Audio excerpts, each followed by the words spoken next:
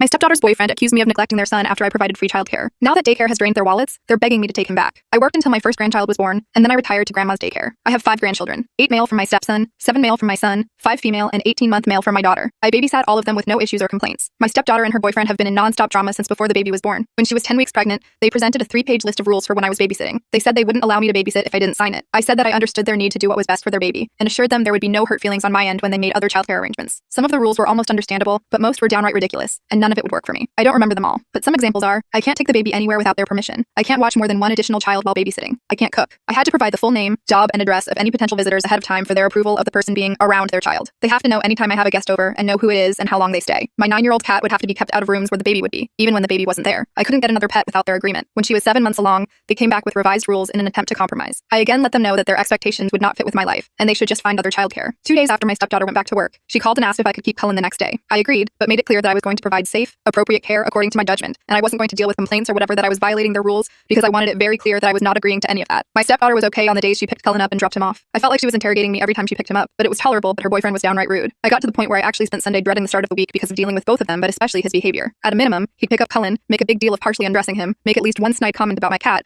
or if I had any grandchild besides the 18-month-old, or if I had cooked or whatever. Then he'd say, "I guess we don't have any choice but to put up with this for now," or "I guess you are happy that you won." This went on for 4 months. I spoke to my stepdaughter several times about it. It all came to a head as Thanksgiving was approaching. He was very verbal about the fact that he didn't want me to keep all my grandchildren over the break. I made it very clear that there would be a couple of days that I had all of them, and that they needed to make other arrangements if they had a problem. They didn't make other arrangements, and when he picked Cullen up on the first day that I had all my grands, he was insulting. And although nothing happened, everyone was happy, clean, fed, had a great day, he said to Cullen, that he was sorry that they had no choice except to leave him in an unsafe situation to be neglected. I called my stepdaughter that night, relayed to her what was said, and told her that she had 2 weeks to make other arrangements, and that she needed to drop off and pick up Cullen during those 2 weeks, and if her boyfriend came to drop him off, I would refuse to keep him, and if he picked him up, I would not keep him again. So things were better only dealing with her. At some point she asked me if I would keep him until January because they found someone, but he couldn't start until then. I agreed. She picked Cullen up and dropped him off. Everything was fine. On New Year's Day, several people sent me a screenshot of a post her boyfriend made on social media about how thankful he was that they could finally leave Cullen without worrying about his safety or his being neglected. He didn't outright name me or accuse me of anything specific, but anyone who knows us knows I was keeping him, and the post implied plenty. I was just happy that it was over. Friday, she called me and said that their new childcare provider had told her that Cullen wasn't a good fit, and that she couldn't bring him back Monday. She asked if I would start keeping him again. I told her that I was sorry for their situation, but I really don't feel comfortable keeping him. Update. My husband and stepson talked to Amanda, and she said that they realized that they can't afford daycare. They already made the easy changes, packing a lunch, giving up fancy coffee, etc. And his dad and her mom are both giving them about $100 a month towards childcare,